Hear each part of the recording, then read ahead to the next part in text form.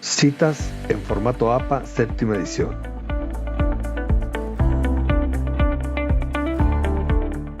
Existen diferentes tipos de cita que podemos desarrollar para hacer nuestros trabajos de investigación más interesantes al lector.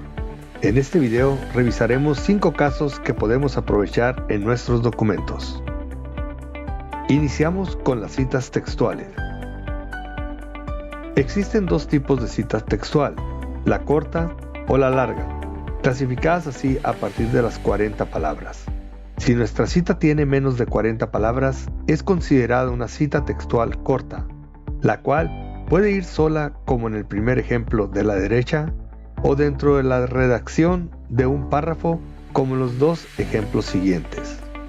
Las citas textuales cortas siempre van entre comillas y deben de redactarse palabra por palabra del autor, pudiendo omitir información que consideremos no aporte dentro de la cita, poniendo 3 puntos suspensivos entre paréntesis en el corte, como se hizo en el tercer ejemplo al final. Su uso de la cita textual corta es más común como cita entre paréntesis que en forma narrativa. Cuando vamos a citar información textual de una obra, tomando de ella 40 palabras o más, se deberá hacer en un párrafo por separado, bajo las siguientes reglas. Número 1. No utilizar comillas. 2. Usar una sangría de 1.3 centímetros o media pulgada del margen izquierdo de nuestro documento. 3. El párrafo citado se debe escribir a doble espaciado. 4. Las citas textuales largas suelen escribirse como cita narrativa.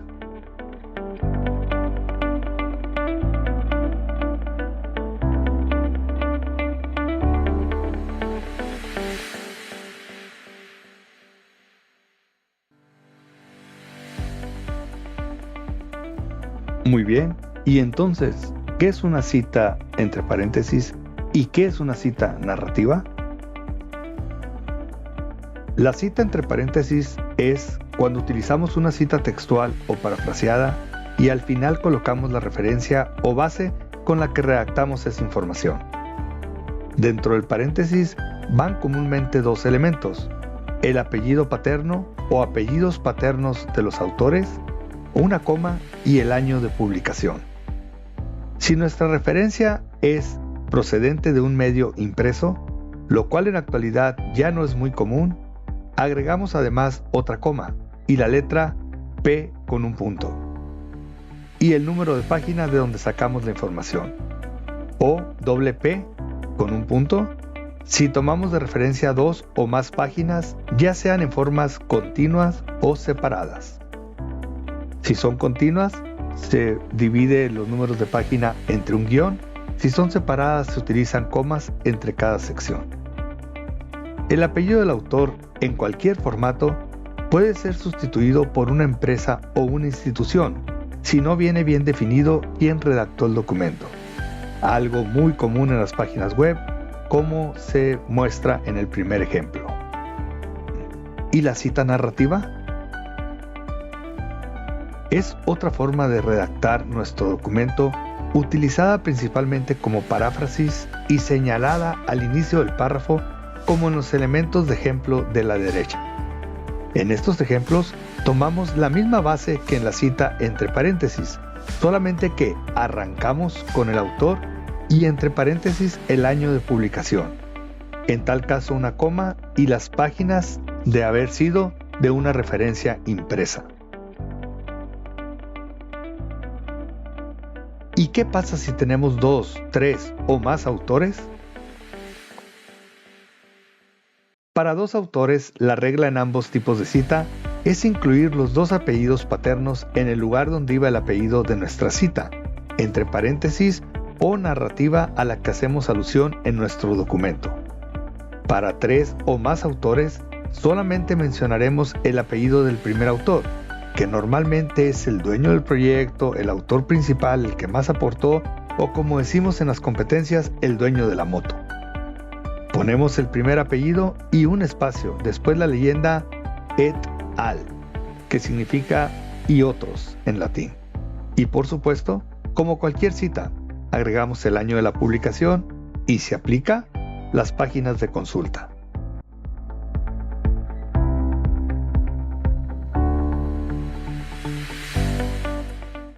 Por último, pero no menos importante, mencionar correctamente en nuestros documentos la cita de cita.